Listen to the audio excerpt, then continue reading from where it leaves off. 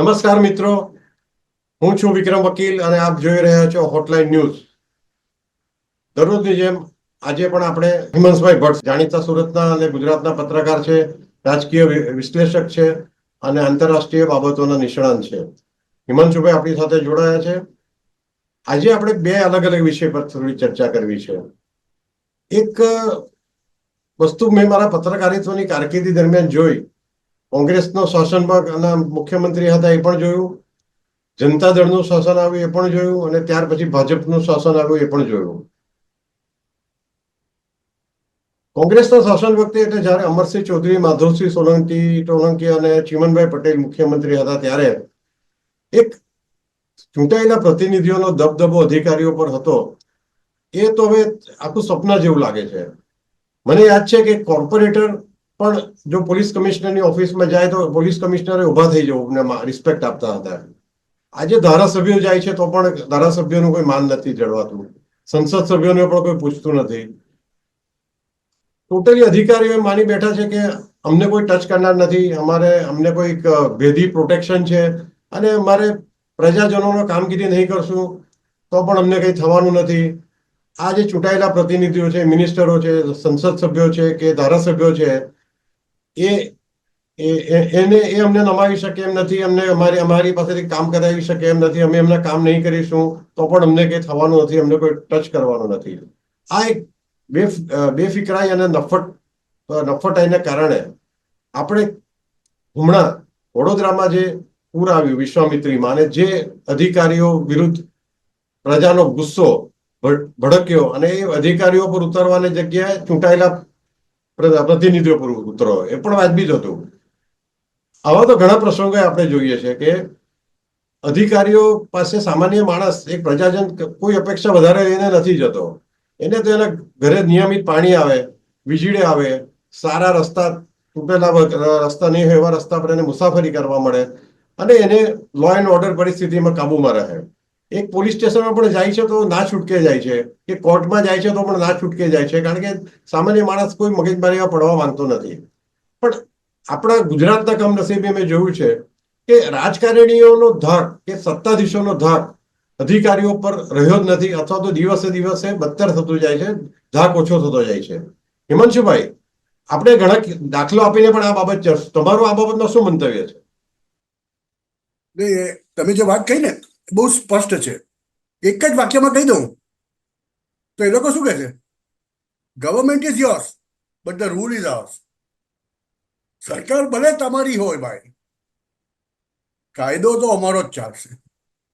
અને આ જ્યારે 20, 25, 30 વર્ષ સુધી એક રાજકીય પક્ષનું શાસન ચાલે, એક પ્રણાલી પડી જાય, ત્યારે નોકરશાહી જેને આપણે કહીએ છીએ ગુજરાતીની અંદર, બ્યુરોક્રેસી ઇંગ્લિશમાં જેને કહીએ, તે ખાઈ વધતી હોય છે.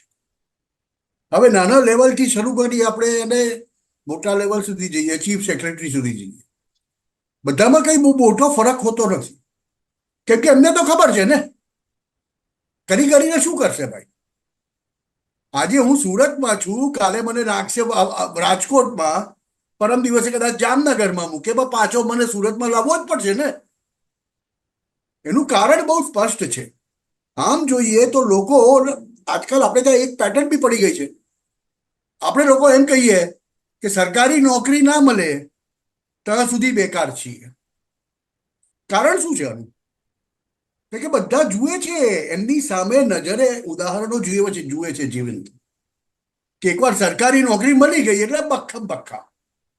હું તમને નાનકડા પેલા રસ્તા ઉપર સફાઈ કામદારો હોય ને, જે લોકોને 6 કલાકનો કોન્ટ્રાક્ટ આપતો હોય કે 4 કલાકનો મહાનગરપાલિકા કોન્ટ્રાક્ટ આપતી હોય, તે છોકરાઓથી માંડીને ગાંધીનગરની કેબિનોને, સચિવાલયની કેબિનોમાં બેસતા મોટા અધિકારીઓ સુધીના દાખલા આપી શકું એમ છું. કે જો એ લોકોની ડ્યુટીના અડધા કલાક પણ જો કામ કરે ને, અડધા કલાક જ કરે, એટલે 6 કલાકની ડ્યુટી હોય એટલે 3 જ કલાક કામ કરે ને, તો પણ આપણા રાજ્યની એફિશિયન્સી બહુ મોટી થઈ જાય. પણ આ બનતું જ નથી ને. હા, બનતું જ નથી. કેમ કે સવારે જો 9 વાગ્યાનો ડ્યુટીનો ટાઈમ હોય તો સાહેબ 9:30 પોણા 10 તો પહોંચે.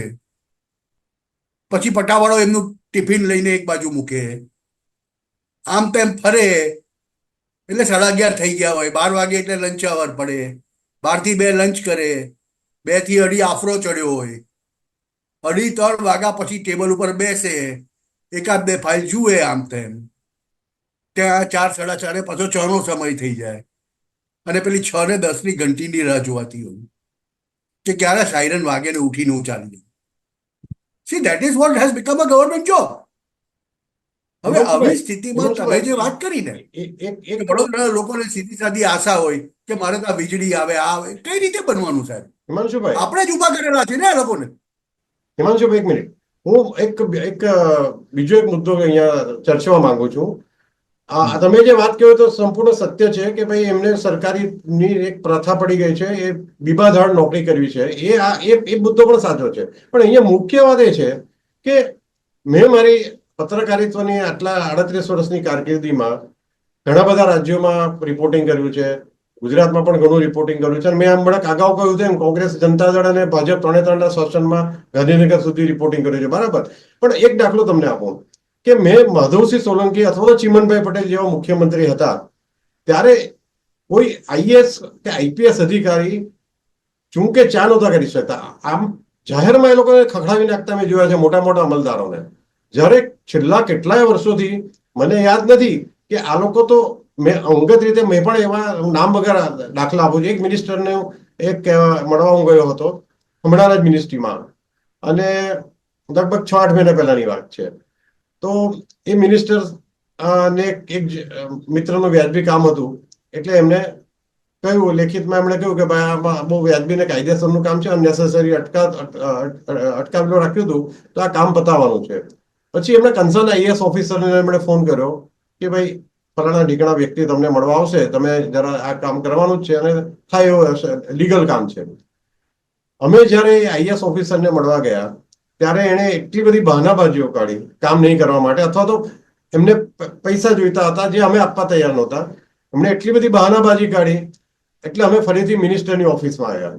મિનિસ્ટરને કહ્યું કે આ આઈએએસ તો આવી રીતે વાત કરે છે. તો મિનિસ્ટરનું મોઢું આટલું નાનું થઈ ગયું, અને એમ પણ નહીં કહી શકે કે લાવો પાછો ફોન કરું છું. અમે જયારે કહ્યું કે સાહેબ તમે જરા પાછો ફોન કરો, આઈએએસ અધિકારી ખોટું બોલે છે, ખોટા ખોટા સુપ્રીમ કોર્ટના ચુકાદાઓ અમને ખબર છે સુપ્રીમ કોર્ટે શું કહ્યું હતું આ બાબતમાં. તો એમની હિંમત પણ નથી થતી આઈએએસ અને ઓફિસરને કહેવાની કે ભાઈ તમે આ ખોટા ધંધા બંધ કરો. આઈએએસ નહીં, મેં તો મિનિસ્ટરોના પીએસ ને પણ વધારે શક્તિશાળી જોયા છે. ઘણા મિનિસ્ટર તો પીએસ ના પૂછ્યા વગર કઈ કરતા નથી, અને એને કારણે બધા માથા પર ચડીને બેસી જાય છે. આઈએએસ ઓફિસર હોય, આઈપીએસ હોય કે બીજા અધિકારીઓ હોય નીચલી કેડરના, પણ બધા જાણે છે. એક તો મને એમ લાગે છે કે આ છેલ્લા થોડા વર્ષોમાં જે રાજકારણીઓ સત્તા પર આવ્યા છે એમને ક્યાં તો પોતાને જ કોઈ એટલું બધું નોલેજ નથી, અથવા તો એનામાં આવડત નથી કે કઈ રીતે અધિકારીઓ પાસે કામ લઈ શકાય.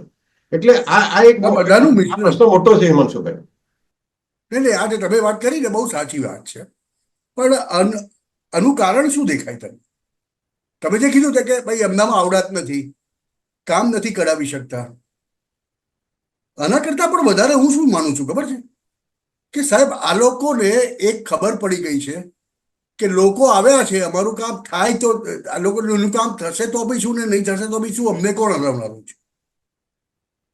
જુઓ, તમે માધવસિંહ સોલંકીની વાત કરી, અમરસિંહભાઈની ચૌધરીની વાત કરી, ઓર ચિમનભાઈની વાત કરી. ચિમનભાઈ વખતે તો નવનિર્માણ થયેલું ચિમનભાઈને કાઢવા માટે, એટલે કિસાન કિમલોપ બન્યું ને પછી કોંગ્રેસ ને આ ને તેને આપણને બધાને ખબર છે. હું પણ, તમે પત્રકાર હતો કરતો હતો, તમે પણ પત્રકાર હતો. પણ સવાલ એ છે વિક્રમભાઈ કે તે સમયે અધિકારીઓને એક ડર હતો. એ ડર શેના કારણે હતો? લોકો મૂળભૂત વાતને નથી સમજતા. ડર શેના કારણે હતો? કેમ કે રાજકારણીને પણ એ ખબર હતી કે આવતા 5 વર્ષમાં એ પાછો રહેવાનો છે કે નથી રહેવાનો. એટલે રાજકારણી પણ પોતાનો કડપ જાળવી રાખવા માટે કામ કરતો એટલે રાજકારણીનું કામ તો કામ કરાવવાનું હોય છે, એ કરાવી શકતો. પણ જ્યારથી એક રાજકારણીને ખબર પડી ગઈ કે હવે મારો વિકલ્પ જ નથી રહ્યો, ત્યારે એ રાજકારણીની આવડત હોય કે ના હોય, એ રાજકીય પક્ષ પછી આવડત વગરનાને બેસાડી દે. આજે બની શું રહ્યું છે? જો તમને કહું, તમે વાત કરી ને 6-8 મહિના પહેલાની, હું તમને જ્યારે નરેન્દ્રભાઈ અમિતભાઈ અહીંયા હતા ને ત્યારની વાત છું. નરેન્દ્રભાઈ અમિતભાઈ અહીંયા હતા અને માની લો કે નરેન્દ્રભાઈ કે અમિતભાઈ કે એના પ્રધાનમંડળનો કોઈ બી પ્રધાન ગાંધીનગરથી સુરત આવે અને એ ફોન કરે કે અહીંના પોલીસ કમિશનરને એમની પાસે હાજર થવું, એટલે આવી જાવ મળવા માટે. તાકાત નહોતી કોઈની કે ના આવે, અને કે નહીં ત્યાં સુધી બેસે પણ નહીં. એ જે આઈપીએસ અધિકારી એ હતું જ, નહોતું એવું નથી. આજકાલ કદાચ વસ્તુ તમે જે કહી ને કે થઈ ગઈ છે કે એક તો અણઆવડતવાળા લોકો બેસી જાય, બીજું એમને કામ કરાવતા આવડતું ન હોય, અને ત્રીજું ક્યારેક એ બને કે એક અધિકારી એક જગ્યાએ વર્ષોથી બેઠેલો પડેલો હોય, ચીટકીને પડેલો હોય. એટલે જ્યારે આપણે એમ કહીએ ને, હું ને તમે તો જાણીએ છીએ કે પત્રકારત્વમાં જ્યારે આપણે કહીએ કે આના માટે કોઈ વિશેષ અધિકાર સમિતિ બનાવી, સમિતિ તપાસ કરશે એટલે સમજી લેવાનું કે વસ્તુ ખાડામાં ગઈ. ગોળ ગોળ ફેરવવા માટે અધિકારીઓ જ્યારે એમનું આ શસ્ત્ર અપનાવે એટલે સમજી જવાનું કે આપણે સાહેબ સમિતિ બનાવી દઈએ, વિચાર કરીએ આનો, 6 મહિના પછી નિર્ણય લઈશું. જ્યારે આ વાત આવે એટલે સમજી જવાનું કે પતી ગઈ વાત. અને એનો વિરોધ તમે જોજો કે જ્યારે કોઈ પણ રાજકીય પક્ષની વાત નથી અહીંયા, કોંગ્રેસ હોય, ભાજપ હોય, કંઈ પણ હોય, પણ જ્યારે 10-15 વર્ષથી વધારેની સરકાર થઈ જાય, જ્યારે એ રાજકીય પક્ષ એવું માનતો થઈ જાય અમારો કોઈ વિકલ્પ જ નથી, ત્યારે આવી પરિસ્થિતિ તે રાજ્યમાં ઊભી થતી જાય. એનો કોર વોટર જે હોય ને, હવે આ વડોદરાના પૂરની વાત કરીએ સાહેબ, લોકો શું એક્સપેક્ટ કરે? ચાલો તમે મને કહો, હું ને તમારા જેવા આપણા ઘરોમાં પાણી ભરાઈ ગયા હોય, આપણે શું એક્સપેક્ટ કરીએ? કે આપણે ભાઈ ફાયરમાં ફોન કરીએ, કે આપણે કોઈ આપણા ધારાસભ્યને ફોન કરીએ, કે ચૂંટાયેલા કોર્પોરેટરને ફોન કરીએ, તો આપણી સાથે બે શબ્દ સારી રીતે વાત કરે, સાંત્વના આપે. માણસ આવે ના આવે એ વસ્તુ જુદી છે. મારી સાથે 10 મિનિટ સાંત્વનાથી એનો વાત કરે પ્રેમથી, એટલું જ જોઈએ ને આપણને તો. કેમ કે એમને પણ ખબર છે, મને પણ ખબર છે કે મારા ઘરનું પાણી આખરે તો મારે જ ઉલેચવાનું છે. કે મારા રોડ ઉપર મગર આવી ગયો, વડોદરામાં જેવું થાય છે, તો તે મગરને તો કાઢવા માટે ફાયર બ્રિગેડના ટ્રેન માણસો જ જોઈશે. મગરની સામે હું કે તમે નથી જઈ શકવાના. પણ એના માટે હું ફોન કરું, તારે કોઈ ફોન જ નહીં ઉપાડવાનું હોય તો. હિમાંશુભાઈ, હવે એક બીજી વાત કે ધારો કે તમે એમ કહ્યું કે 15 વર્ષથી એકને એક પક્ષ, કોઈ પણ કોંગ્રેસ ભાજપ હોય તો પણ એટલે એની ધારણે પણ કામગીરી પર અસર થાય છે. પણ હું જુદું માનું છું કે એક પક્ષ ખૂબ મજબૂત છે, 15 વર્ષથી સત્તામાં છે, અને હજુ માની લો કે 5 વર્ષ રહેવાનો છે, તો અધિકારીઓનો વધારે ડર હોય કે આ રાજકારણી કે આ સત્તાધીશ તો મારી પર બોસ તરીકે કાયમ રહેવાનો છે. પણ આમાં તો ઊંધું થયું છે. ભાજપ આટલા વર્ષ લગભગ છેલ્લા 5-6 વિધાનસભામાં 5-6 ચૂંટણીઓમાં જીત્યો છે અને સતત 30 વર્ષથી સત્તામાં છે, તો અધિકારીઓને ડર વધવાની જગ્યાએ ઘટી ગયો છે. એ લોકો તો એમ જ, મને એક મુખ્ય કારણ બીજું એવું લાગે છે કે એક ઇન્ફિનિટી કોમ્પ્લેક્સ, બધા મિનિસ્ટરોની વાત નથી કરતો, પણ અમુક મિનિસ્ટરોની, બહુમતી મિનિસ્ટરોમાં એક ઇન્ફિનિટી કોમ્પ્લેક્સ છે, જે આ લોકો શરૂઆતમાં બહુ વર્ષો સુધી ભાજપ વિરોધ પક્ષમાં રહ્યો, એટલે સત્તા પર આવ્યો ત્યારે બી એના માટે તો સાહેબ જ હતા. એ હજુ પણ સાહેબ કહીને જ આપણે એમ નથી કે તો માન નહીં આપવું જોઈએ, પણ કેડર પ્રમાણે એક પ્રોટોકોલ હોય. તમે મિનિસ્ટર હો છતાં બી તમારે એક ઇન્સ્પેક્ટરને સાહેબ કરીને તમે બોલાવતા હોય એટલે સામેની વ્યક્તિ સમજી જાય કે આ માણસમાં કોઈ ખાસ દમ નથી. પછી તમને મિનિસ્ટરની કોર્પોરેટર તરીકેનું માન પણ નહીં મળે. મેં હિમાંશુભાઈ મહારાષ્ટ્ર અને ઉત્તર પ્રદેશમાં જે શાસકો જોયા છે અને એ ત્યાંના રાજકારણીઓમાં જે દમ જોયો છે, એક કોર્પોરેટર પણ હોય ને, એ જ્યારે નીકળે રાઉન્ડ પર કે મીટિંગ માટે સચિવાલયમાં જાય, તો ત્યારે પણ એને ત્યાંના સ્થાનિક કર્મચારીઓ, અધિકારીઓ માં એટલો એના માટે અહોભાવ અને ડર એક પ્રકારનો હોય છે. ડર એટલે હું પેલી રીતે નેગેટિવ અર્થમાં નથી કહેતો, પણ એક તમારો એક સત્તાધીશ તરીકે તમારો અવાજ હોવો જોઈએ કે તમે વ્યાજબી વાત કરો. તમે તમારા મત ક્ષેત્રમાં તમારે કામ કરવાનું હોય, એ કામ કરવા તૈયાર નહીં થતા હોય અધિકારીઓ, એ મ્યુનિસિપલ કમિશનર હોય, કલેક્ટર હોય, પોલીસ કમિશનર હોય. હવે આપણે ગુજરાતના જ એક શહેરના મહિલા મ્યુનિસિપલ કમિશનરનો દાખલા મારી પાસે છે, એક બે, કે મારે નામ નથી આપવું હમણાં, કે એ મહિલા મ્યુનિસિપલ કમિશનર એકદમ મોટા સત્તાધીશના ફોન પણ રિસીવ નથી કરતા, અને જ્યારે એમને ટોકવામાં આવે છે ત્યારે એમની એટીટ્યુડ એટલી બધી એરોગન્ટ અને પેલી અહમવાળી હોય છે કે એમને કેનારા ફફડી જાય છે કે આ બાઈને તો વર્તાવવા જેવી નથી. કોર્પોરેટર તો શું, ધારાસભ્યોના સાંસદોનું પણ એ બેન માનતા નથી. હવે આ પરિસ્થિતિ જ્યાં હોય ત્યાં ધીમે ધીમે મતદારોને પણ આ વાતની જાગૃતિ આવતી જશે તો અલ્ટિમેટલી નુકસાન રાજકીય રીતે ભાજપને પણ થવાનું છે આમાં. નહીં, અરે ભાજપને તો મોટું નુકસાન થઈ શકે. જો વિક્રમભાઈ, તમે જે 2-3 વાત કરી ને, હું બરાબર લોકોને દાખલા આપું. 2001-2 પેલા નરેન્દ્રભાઈની સત્તા આવી ને ત્યારથી આ વસ્તુ શરૂ, એટલે 24 વર્ષ થયા આને તો. અને ભાજપનું ફોર્મ શાસન ગુજરાતની અંદર 30 વર્ષથી ચાલે છે. નરેન્દ્રભાઈ આવ્યા ત્યારે થતું હતું શું? એમણે વાઇબ્રન્ટ ગુજરાત અને આ તેને ગુજરાતને સફળતાના પંથે લઈ જવા માટે એમણે સ્વાભાવિક છે બ્યુરોક્રેસીનો ઉપયોગ કરવો જ પડતો હોય, બધાએ કરવો પડે. એમણે સાચો ઉપયોગ કર્યો. બાહોશ બ્યુરોક્રેટ્સને ઘણી બધી જગ્યાએ લઈ ગયા, પણ એની આડઅસરમાં તમે જે કીધું ને કે કોઈ એક અધિકારી, નામ નહીં આપીએ આપણે આજે અહીંયા આગળ જાહેરમાં, નામ આપીને કોઈને વગોવીશું નહીં, પણ વાત એ છે કે જ્યારે તમે અધિકારીને ફોન કરો ત્યારે એ ફોન બી નહીં રિસીવ કરે. કેમ? કેમ કે એને એ વસ્તુની ખબર હોય કે મારું કઈ લૂંટાઈ જવાનું નથી. આ ધારાસભ્ય મને ફોન કરી રહ્યો છે, આ મંત્રી મને ફોન કરી રહ્યો છે, હું એનો ફોન નહીં ઉઠવાઉં તો એનાથી એ મંત્રીથી મને કશું નથી કરી શકાતું. જ્યારે એને ખાતરી હોય ને ત્યારે જ એ વસ્તુ એ કરે.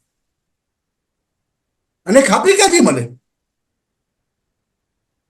એ મંત્રીથી ઉપરના કોઈનો હાથ હોય તો જ. આ સીધી વસ્તુ છે. આ વસ્તુ જનમાનસમાં પરકોલેટ થતા વાર લાગતી હોય છે, અને એ જ વસ્તુ બની રહી છે ધીમે ધીમે. લોકો બિચારા અહીંયા તો ફસાયેલા છે કે વિકલ્પ નથી એમની પાસે. તો હવે જ્યાં સુધી જ્ઞાનનો અભાવ, તમે કહ્યું, યસ, ચોક્કસ હોઈ શકે. હું એમ નથી કહેવા માંગતો કે આપણા શાસકો અશિક્ષિત છે, નથી કહેતો એમ. પણ એ વાત હકીકત છે કે ઘણા બધા શાસકોને એમના વિભાગની કક્કો બારકડી નથી ખબર. હવે જયારે નહીં ખબર હોય ત્યારે શું કરે લોકો? પીએસ પર આધારિત રહે, એ વિભાગના આઈએસ પર આધારિત રહે. તો પછી આઈએસ એની વાત કઈ રીતે માનવાનું? જો હું કમાન્ડ કરી શકું તો હું એ કરી શકું ને. આજે જો મારો એમ્પ્લોય મને એમ કહેવાનો હોય કે સાહેબ આમ કરો નથી, આમ સારું થશે, હા ભાઈ તે આમ કીધું, બરાબર છે, અને જો હું કરી નાખવાનું તો પછી શું થાય? એટલે તમે જે વાત કરો છો ને, ફંડામેન્ટલ વાત છે. એ ફંડામેન્ટલ ગવર્નન્સની વાત, યુપીની વાત કરી તમે. યુપી લોકસભામાં ભાજપનું શું થયું તમે જોયું. અને ત્યાર પછી અત્યારે યોગી આદિત્યનાથની દંડાશાહી ચાલવાની શરૂ થઈ છે પાછી. યોગીએ સૌથી પહેલો આદેશ પોતાના ધારાસભ્યોને શું આપ્યો? હારી ગયેલા અને જીતેલા બધાને તમે તમારા ક્ષેત્રમાં જાઓ, કામ કરો, અને તે ક્ષેત્રનો અધિકારી જો તમારા ફોન નહીં ઉચકતો હોય, તમારી વાત નહીં માનતો હોય, તો તમે મને જણાવો, હું એને સીધો કરીશ. મતલબ શું થયો? યોગીજીએ આ વસ્તુ કીધી, એનો મતલબ શું થયો કે યુપીમાં પણ એ જ વસ્તુ બની ગઈ હતી. અધિકારીઓ સાંભળવાનું બંધ કરી દીધેલું. અને બંધ કેમ કરી દીધેલું? કેમ કે કોઈક ઉપરથી એમની ઉપર ચાર હાથ રાખીને મૂકી બેઠેલું હતું. એટલે મૂળભૂત જે પ્રશ્ન હોય છે ને, જ્યાં આપણે બ્યુરોક્રેસી અને રાજકીય નેતાઓ વચ્ચેનો પ્રશ્ન હોય ને, ત્યારે એક વસ્તુ સમજી લેવાની કે એક બાજુ અણાવડત છે, અને અણાવડત હોવા છતાં પેલા ભણેલા નહીં પણ ગણેલા હોય ને જે રાજકારણીઓ, તે રાજકારણીઓને આવડતી હોય, એમનામાં એક ગુને હોય કે આ બ્યુરોક્રેટને કઈ રીતે ચલાવવું. પણ જે રાજકારણી ભણેલો પણ ના હોય અને એમાં કુને પણ ના હોય, ત્યારે આ વસ્તુ થાય. અને એમાં પછી 30 વર્ષનું શાસન થઈ જાય. આ બધું મલ્ટીપ્લાઇંગ ફેક્ટર્સ છે ને વિક્રમભાઈ. કે એવું કેમ નહીં કે અમિત શાહની સામે કોઈ એવું નહોતો કરતો? એ સમયની વાત કરું છું. એ સમયે તો અમિત શાહ કઈ બહુ મોટા માણસ નહોતા. એ તો હવે ગૃહપ્રધાન છે અને હવે બહુ મોટું નામ છે. નરેન્દ્રભાઈએ પહેલા જ્યારે સત્તા લીધી હાથમાં, ત્યાર પછી એવા સમાચારો નહોતા મળતા. ઇનફેક્ટ લોકોને ખબર પડી ગઈ હતી કે ભાઈ આ તો ભાઈ આ આવેલો છે યાર, 9 વાગે એટલે ઓફિસમાં જઈને બેસો. દિલ્હીમાં આ વસ્તુ બની છે 2014 પછી. અમે તો નજર સામે જોઈ છે. ત્યાં કેમ ચાલે છે અને અહીંયા કેમ નથી ચાલતું? અહીંયા કેમ આ દાદાગીરી નહીં, છે? નહીં, આમાં શું છે હિમાંશુભાઈ, આપણે સત્તાધીશો એટલે આપણે ફક્ત મિનિસ્ટર નથી ગણતા, એની અંદર ચૂંટાયેલા સભ્યોને આપણે વાત કરીએ છીએ. ધારો કે બધા જ આવી જાય. ધારાસભ્ય હોય કે સાંસદ હોય, પણ એ લોકોની વેલ્યુ એકદમ ઘટી ગઈ છે. આપણે એક જ શબ્દોમાં કહીએ ને, એમની વેલ્યુ તમે વિચારો, એક જમાનામાં કદીરભાઈ પીરજાદા, આપણા સુરતના કોર્પોરેટર, કડક સફેદ કફની પાયજામા પહેરીને, મને યાદ છે કે પોલીસ કમિશનરની ઓફિસમાં જાય કોર્પોરેટર, ફક્ત પોલીસ કમિશનરને પરસેવો થઈ જતો હતો. એ વખતે કોર્પોરેટરોની પણ એક વેલ્યુ હતી. હવે તો કોર્પોરેટરોને એમ બધા એમ કે ક્યાં 200 રૂપિયાનો ગ્રાહક, દેશી ભાષામાં કહેતો. અને ધારાસભ્યોને પણ એ જ રીતે, અને થોડી ઘણી સંસદને થોડું ઘણું માન મળતું હોય, દિલ્હીમાં આવતા હોય, દિલ્હી જતા આવતા હોય એટલે. પણ આમાં પોતાની વેલ્યુ પોતે જ ઘટાડી છે આજના સત્તાધીશોએ. એ વાત એનું કારણ શું વિક્રમભાઈ? એનું કારણ શું? નહીં, કારણ ઘણા બધા છે એની પાછળ, પણ મુખ્ય કારણ એ છે કે એમને પોતાની જાત પર કોન્ફિડન્સ નથી. જે રીતે કામ કરાવતા આવડવું જોઈએ, જે રીતે એમનો એપ્રોચ હોવો જોઈએ, જે બાબતનું નોલેજ હોવું જોઈએ, એ બધું નથી. એટલે કોમ્પ્લેક્સ છે. અને કોમ્પ્લેક્સ હોવાના કારણે એમણે હંમેશા અધિકારીઓથી દબાઈને રહેવું પડે છે. હિમાંશુભાઈ, આજે એક બીજો આપણે ચર્ચાનો વિષય છે કે બંગાળમાં, જેમ આપણે ગુજરાતમાં આજે વાત કરી કે અધિકારીઓનું વર્ચસ્વ વધતું જાય છે, બંગાળમાં એ ઊંધું છે. બંગાળમાં અધિકારીઓને ઉપર મમતા બેનર્જી એક સરમુખત્યારશાહીની જેમ પોતાનું ધારેલું કરાવે છે. નહીં ગમતો ઈડીના અધિકારીઓને પણ ગાંઠતા નથી. ઈડીના માણસો સામે ફરિયાદો દાખલ કરે છે. સીબીઆઈ તપાસ કરવા જઈ નથી શકતી, લોકો ઘેરી લે છે. આટલી હદે એનાર્કી પશ્ચિમ બંગાળમાં છે. અને છતાં પણ આજે બંગાળના લોકો બી હવે ધીમે ધીમે મમતા બેનર્જીની વિરુદ્ધ થઈ રહ્યા છે, એનાથી ત્રાસી ગયા છે. અને છતાં પણ એમને કોઈ ટચ નથી કરી શકતું. કારણ કહું તમને, બહુ સિમ્પલ છે કે મમતા બેનર્જી સત્તા પર આવ્યા, સિંગુર અને નંદીગ્રામની ઘટનાઓ,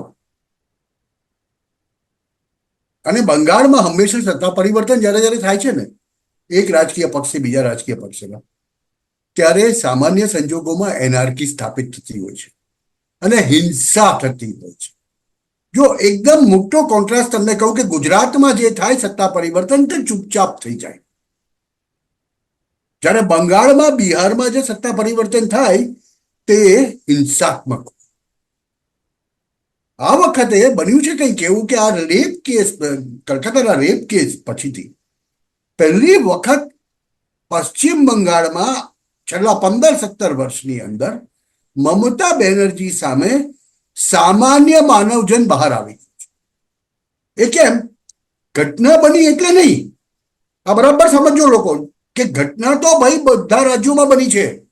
આ રેપની જે ઘટનાઓ બની ને, નિર્ભયાના સમયથી આપણે વાત કરી રહ્યા છીએ, અને દરેક રાજ્યમાં આવી ઘટનાઓ બને છે. પણ રાજ્યનું પ્રશાસન દાદાગીરી કરીને એ રેપિસ્ટોની સાથે, ગુનેગારોની સાથે ઉભું રહીને એમને બચાવવાની કોશિશ નથી કરતું. કહેશે એમને સદા મળતી હોય છે. આ વખતે બંગાળની અંદર આ છોકરી ઉપર ગેંગરેપ અને એની હત્યા પછીથી ઓપનમાં પશ્ચિમ બંગાળ પ્રશાસને ગુનેગારોને, એ કોલેજના પ્રિન્સિપલને બચાવવાની કોશિશ કરી, અને તે લોકોને નજર સામે દેખાઈ ગયું. હાઈકોર્ટે લતાડ મારી, છતાં પણ એમણે કોશિશ કર્યા કરી, અને પરિણામે આવ્યું કે એક રોષ એવો ભભૂકી ઉઠ્યો છે જે પહેલી વાર 15-17 વર્ષમાં જોવા મળ્યો. સિંગુર અને નંદીગ્રામ પછી પહેલી વખત આ બંગાળમાં જોવા મળે છે. અને આ સારા એંધાણ નથી મમતા બેનર્જી માટે. તમે જે કહ્યું ને કે એનાર્કી, એના માટેનો શબ્દ છે. એક ભયંકર એનાર્કી આપી છે. અને તમે જુઓ, દાદાગીરી જુઓ કે ગભરાટ જુઓ. જ્યારે રાજકારણી ભયંકર ફસાયેલું હોય ને, ગભરાયેલું હોય ને, ત્યારે ગમે તેમ બોલે. અને મમતા બેનર્જી હમણાં એ જ કરી રહી છે. એક છાત્ર પ્રશાસનને સંબોધિત કરતા મમતા બેનર્જીએ શું કહ્યું? ઘણા બધા વાચકોએ વાંચ્યું નહીં હોય કે જોયું નહીં હોય, તો એમનો વિડીયો જુઓ તો તમને ખબર પડે કે આ ભાઈ પશ્ચિમ બંગાળની મુખ્યમંત્રી છે કે કોઈ ભારત વિરોધી દેશની મુખ્ય મંત્રી છે. એ કે બંગાળમાં કંઈ થશે તો આખું ઉત્તર પૂર્વ સળગી ઉઠશે, પછી દિલ્હી સળગશે, પછી આ સળગશે, પછી તે સળગશે. શું કહેવા માંગે છે? એક ભારતના કોઈ રાજકારણી છે કે ભારત વિરોધી રાજકારણી છે? અને આ વાતને લોકો પસંદ નથી કરતા. લોકો સહન કરી લે એક સમય સુધી. ગુજરાતની પ્રજાની સહનશીલતા એક સમય સુધીની છે, એવી જ રીતે પશ્ચિમ બંગાળની પ્રજાની બી સહનશીલતા એક સમય સુધી. એ લોકો બધું ચલાવી લેશે. કલકત્તાના મોટા ભાગના હાઈરાઇઝ એપાર્ટમેન્ટ્સની અંદર ત્યાંના રહેવાસી લોકો ક્યારે મતદાન નથી કરી શક્યા છેલ્લા 10 વર્ષમાં, 15 વર્ષમાં. એમને મત જ નથી આપવા જવા દેવા. નીચે ઉતરે ત્યાંથી દાદા લોક ઉભેલા હોય. બંગાળીમાં દાદા મોટા ભાઈને કહેવાય, એટલે ત્યાંના સ્થાનિક દાદા લોક ઉભેલા જ હોય. એટલે તમે જાઓ એટલે કે દીદી વોટ કરવે ના, દીદી વોટ આપવાનો નથી, તમારો વોટ અપાઈ ગયો. અને દીદીને બિચારીને જતે રહેવું પડે. સામાન્ય નાગરિકો વડોદરા શહેરની અંદર, આ મને ખબર છે, ફર્સ્ટ હેન્ડ ઇન્ફોર્મેશન આપું છું. એનું કારણ મારી બેન ત્યાં વડોદરામાં પરણાવી છે, એટલે હું જતો આવતો રહ્યો છું, મેં જોયું છે ઘણું. હવે આ સિચ્યુએશન હોય ત્યારે તમે આશા રાખો કે પ્રજા સામેથી જુવાળ કરે. ક્યારે કરે? પ્રજા ભયંકર ત્રાસી જાય તો જ આ કરે, રસ્તા ઉપર ઉતરી આવે. કેમ કે કોઈની પાસે મધ્યમ વર્ગીય લોકો, મારા તમારા જેવા લોકો પાસે એ સમય નથી કે આપણે રસ્તા પર જઈને આંદોલન કરીએ અને દંડા ખાઈએ ને આપણી નોકરીમાં રજા પાડીએ એના માટે નહીં. એ તો ત્યાં આગળ એક કલ્ચર જ ઊભું કરેલું છે છેલ્લા 25, 30, 40 વર્ષથી. જ્યોતિબાબુ હતા તે સમયથી કે એ જે કલ્ચર આખું CPIM સાથે હતું એ જ નંદીગ્રામ અને સિંગુર પછી TMC સાથે થયું છે. એ જ માણસો આમાંથી CPIM થી કમ્યુનિસ્ટ તૂટી ગયા, એમાંથી નીકળીને TMCમાં આવે છે. અને એ લોકો બહુ સારા મોસમના વૈજ્ઞાનિક, જેવા પેલા આપણે તો આગાહી કરનારા લોકો હોય ને, એ લોકોને ખબર પડી જાય સત્તા પરિવર્તન થવાનું છે. એટલે મારા બેટા એક પાર્ટીમાંથી ઉઠીને બીજી પાર્ટીમાં પડ્યું. હવે ભાજપ અત્યારે કરી રહ્યું છે કામ, બરાબર છે, પણ એનું કારણ બી શું છે તમે જુઓ. 2021માં એમણે પ્રયત્ન કર્યો, કંઈ નહીં થયું. અને 21ની ચૂંટણી પછી કેટલા લોકોને કઈ રીતે મારવામાં આવ્યા, બેહાલ કરવામાં આવ્યા પશ્ચિમ બંગાળમાં. અને ભાજપની કેન્દ્રીય નેતાગીરી પોતાના કાર્યકરોને નથી બચાવી શકતી. પછી એ પાર્ટી માટે કામ કરવા ત્યાં કોણ ઊભું થાય? જે પ્રશ્ન છે તે બી બહુ વિકટ છે, બહુ સ્પષ્ટ છે. અત્યારે તો સુવેન્દુ અધિકારીનું એક એવું લીડરશિપ ત્યાં છે કે જેણે મમતાજીની સાથે બહુ નજીકથી કામ કરેલું છે. સુવેન્દુ અધિકારી was a confident of Mamata Banerjee એક સમયના. એટલે એને ખબર છે મમતા બેનર્જી કઈ રીતે કામ કરે છે. અને એટલે છે આ તો ઘરનો બેબી જ ઘર ફૂકે. આપણે રામાયણ લઈ લઈએ, મહાભારત લઈ લઈએ, ત્યારથી ચાલી આવતી પરંપરા છે. જો વિભીષણ ના હોય તો તમે લંકા ફતેહ ના કરી શકો. આ બહુ સીધી વાત છે. અને પશ્ચિમ બંગાળમાં અત્યારે જે થઈ રહ્યું છે ને, that is the developing science. હજુ પણ જ્યાં સુધી એક લેવલ ઉપર પશ્ચિમ બંગાળની પ્રજાનો ગુસ્સો, અને તે બહુ નજીક આવે છે. આપણે ત્યાં નવરાત્રી જેવી રીતે હોય ત્યાં આગળ દુર્ગા પૂજાના 5 દિવસ હોય છે. હવે દુર્ગા પૂજામાં પ્રજા કઈ રીતે રિએક્ટ કરે છે તે જોવાનું રહ્યું. આ રેપને કારણે જે એક એટમોસ્ફિયર ઊભું થયું છે, ત્યાં આગળ કયા પ્રકારનો જુસ્સો ત્યાંના હિન્દુઓ દાખવે છે, બોદ્રો લોક દાખવે છે, તેની ઉપર આ વસ્તુનો ખ્યાલ આવશે. રાષ્ટ્રપતિ શાસનનો એનો ઇલાજ નથી. આનો ઇલાજ બહુ સ્પષ્ટપણે જનમાનસ. હવે જનમાનસ ક્યારે બદલાય સાહેબ? હું અને તમે મને કહો ને કે તમે ક્યારે રસ્તા ઉપર નીકળીને આંદોલન કરો? આપણી ધીરજ ક્યારે તૂટે? જ્યારે આપણને ખબર પડી જાય કે મારું કંઈ થવાનું જ નથી, હવે મારે રસ્તા પર બહાર નીકળવું જ પડશે, તો જ હું આ કરું. કે મને ને તમને સમાજનો બહુ મોટો ડર હોય છે, મને ને તમને આપણો પોતાનો સમાજ હોય છે, ફેમિલી હોય છે, બધું જાત જાતનું હોય છે, નોકરી હોય છે, આ હોય છે, તે હોય છે. અને જ્યારે તમે નીચે ઉતરો વોટ આપવા, એટલે તમે બૂથ પર જવાના હોય, ત્યારે દાદા લોકો આવીને એમ કે દીદી વોટ કોરબે ના, મોટા અવાજે. આ બીજું કશું નહીં કે, તો પણ તમને ડર લાગે કે યાર મારી 8-10 વર્ષની છોકરી રોજ હાંજના રમતી હોય, મારી નોકરી હોય, મારી નોકરીમાંથી કંઈ થઈ જાય તો. અરે ભાઈ, એ બી જવા દો, ત્યાં તો મ્યુનિસિપલ કોર્પોરેશનમાંથી પાણીની લાઈન બંધ કરી દે. સુરજ જે ખોદાતી હોય તો આખી ખોદી નાખે.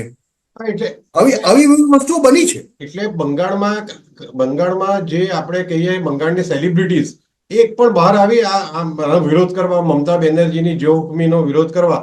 Sourav Ganguly for example, cricketer તરીકે જ્યારે રમતા હતા ત્યારે ખૂબ બોલ્ડ ગણાતા હતા, બોલ્ડ કેપ્ટન ખરેખર સારા હતા, પણ એમની પણ હિંમત નથી થતી કે ખુલીને વિરોધ કરવાની મમતા બેનર્જીની સ્ટાઇલ, રૂલિંગ સ્ટાઇલની, અને જે રીતે વિદ્યાર્થીઓ પર અત્યાચાર થઈ રહ્યા છે.